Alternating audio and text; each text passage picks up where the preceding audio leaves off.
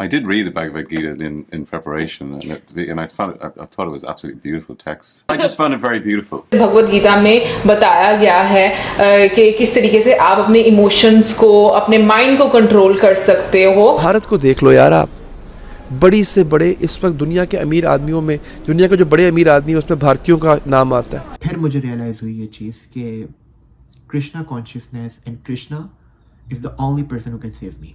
वहाँ पर योगा की जो है वो भी प्रैक्टिस बहुत होती है वहाँ के स्कूल्स में। उसकी हमने इससे पहले भी देखा था, बल्कि हमें तो ये भी पता चला था कि सऊदी अरेबिया के स्कूल्स में जो है महाभारत पढ़ाई जाने लगी, योगा से। योगा तो बहुत सारे काफ़ी कंट्रीज ऐसे हैं जिन्होंने अडॉप्ट किया और वो अपने उसमें जो है सिलेबस में उसको इस्तेमाल कर रहे हैं और लेकर चल रहे हैं। I started realizing that very soon, I believe. I feel very proud of myself कि मैंने इतनी जल्दी एज में ये चीज़ रियलाइज कर ली। So at least I feel very proud on that. ये डील क्रैक करने में कामयाब हो गया है कि जनाब ना डॉलर ना दिरहम, हम रुपए में ट्रेड करेंगे, भारतीय रुपए में ट्रेड करेंगे। आपको पता है कि भारतीय रुपया कितना स्ट्रांग हो जाएगा। खबर आ रही है कि तमाम का तमाम जो डिनर था वो वेजिटेबल यानी कि वेजिटेरियन था, जैसे हमने देखा कि अमेरिका में हुआ। ये 40 करोड़ रुपए का झंडा इस कौम को डंडा आया हुआ है और ये झंडा लहराने जा रहे हैं। हमने IMF के सामने अभी नाक की लकीरें निकाली हैं। प्रोडक्ट ऐसी हैं जो इंडियन का नाम बिकता है, इंडिया का नाम बिकता है, मेड इन इंडिया। आपको पता है ये भारत कर रहा है, इधर से भारत इस वक्त इतनी तरक्की कर रहा है। नमस्ते दोस्तों, जय हिंद। हिंदुस्तान स्पेशल में आपका स्वागत है। दोस्तों, कुछ दिनों से हॉलीवुड एक्टर सिलियन मर्फी अपनी अपकमिंग मूवी ओपनहाइमर को लेकर लगातार सुर्खियां बटोर रहे हैं। इसके पीछे की वजह भगवत गीता है। सिलियन ने हाल ही में दिए एक इंटरव्यू में खुलासा किया है कि इस फिल्म को अपने रोल को समझने के लिए उन्होंने भगवत गीता पढ़ी। इसके साथ ही सिलियन ने भगवत गीता और अपने रोल को लेकर कुछ ऐसी बातें बताई कि वो इन दिनों हर तरफ छाए हुए हैं। सिलियन मर्फी का भगवत गीता पढ़ने वाला बयान काफी तेजी से वायरल हो रहा है। वहीं भारत के लोगों का सीना गर्व से चौड़ा हो रहा है। हालांकि ऐसा पहली बार नहीं है कि किसी विदेशी एक्टर ने भगवत गीता पढ़ी हो। सिलियन से पहले विल स्मिथ भी भगवत गीता पढ़ चुके हैं, लेकिन उन्होंने ऐसा किसी फिल्म की शूटिंग के लिए नहीं किया था। विल को भारत के इतिहास और कल्चर में काफी दिलचस्पी है, इसी वजह से इस ग्रंथ को पढ़ा था।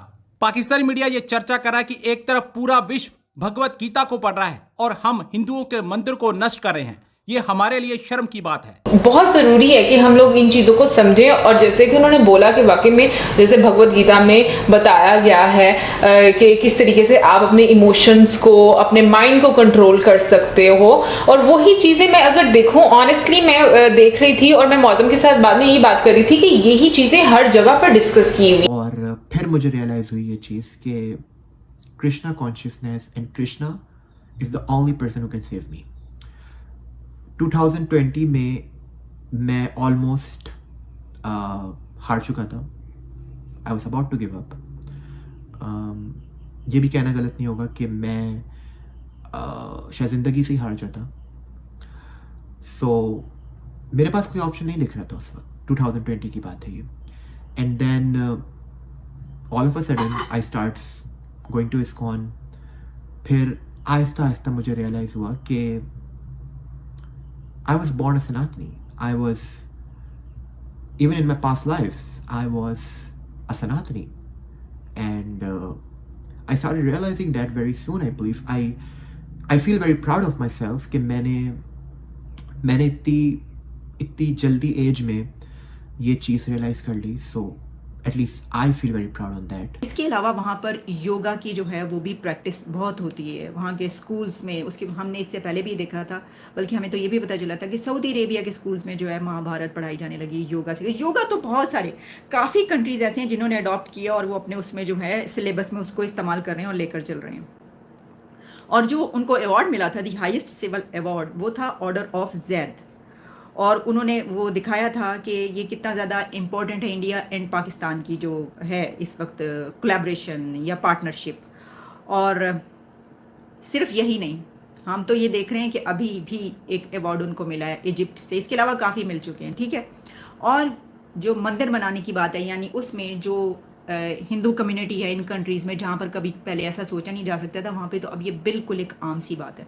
वो तो इसको बहुत इंपॉर्टेंस देते हैं, ये जो माइनॉरिटीज़ हैं या जो इस तरीके से रह रही है, और ख़ास तौर पे इंडिया के वाले से तो उनकी बहुत गहरी नज़र है। वो कहते हैं कि हमें तो इनसे हर सूरत दोस्ती चाहिए। अब देखिए, अगर इस सब में, सारे सिनेरियो में हम कहाँ पर खड़े हैं इस वक्त वैसे तो हम कहीं नहीं खड़े, हम लेटे हुए हैं, लेकिन चलें फिर भी हम अगर इस पर नज़र डालें लें तो हमें अभी एक बड़ी मदद मिली है यूएई से। ये बात नहीं है, अरे ये ऐसी कोई बात नहीं है, तुसी है ना समझो, हम भी कोई छोटी मोटी ताकत नहीं है, हम बहुत बड़ी ताकत है। इसकी वजह ये है कि हम उनसे पैसे निकलवा लेते हैं।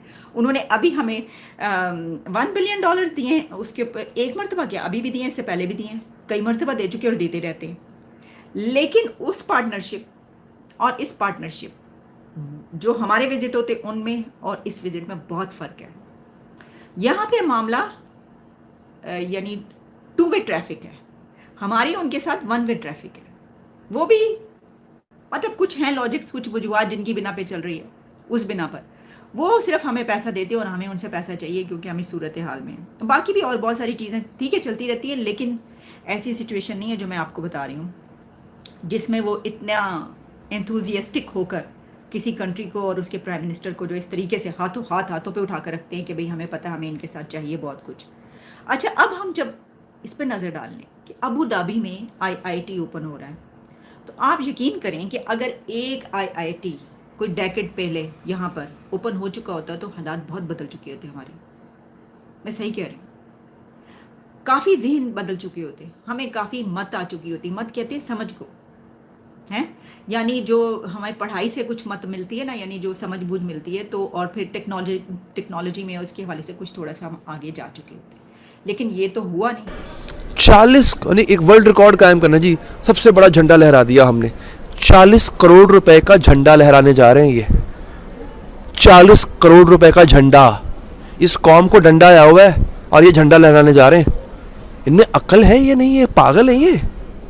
हमने IMF के सामने अभी नाक की लकीरें निकाली हैं, अभी चंद दिन पहले हमने भीख मांगी IMF के सामने, तब जाके वो माना है। अभी माना है, दस्तखत उसने अभी भी नहीं किए हुए, और हम फॉर्च्यूनियर गाड़ियां बांटते फिर रहे हैं भाई। हम 40 करोड़ का झंडा लगाते फिर रहे हैं। अब क्या लोग हैं हम। भारत को देख लो यार आप, बड़ी से बड़े इस वक्त दुनिया के अमीर आदमियों में, दुनिया के जो बड़े अमीर आदमी हैं उसमें भारतीयों का नाम आता है। भारत दुनिया की 5वीं बड़ी इकॉनमी बन गया है। कल मैंने खबर दी थी, भारत वो दुनिया का 4था मुल्क बन गया है जो चांद के ऊपर अपना कंट्रोल्ड रॉकेट भेज रहा है। चांद पे जाने वाला भारत, चांद पे जाने वाला 4था मुल्क बन चुका है भारत। और हम क्या कर रहे हैं यहाँ पे, हम ये हरकतें कर रहे हैं।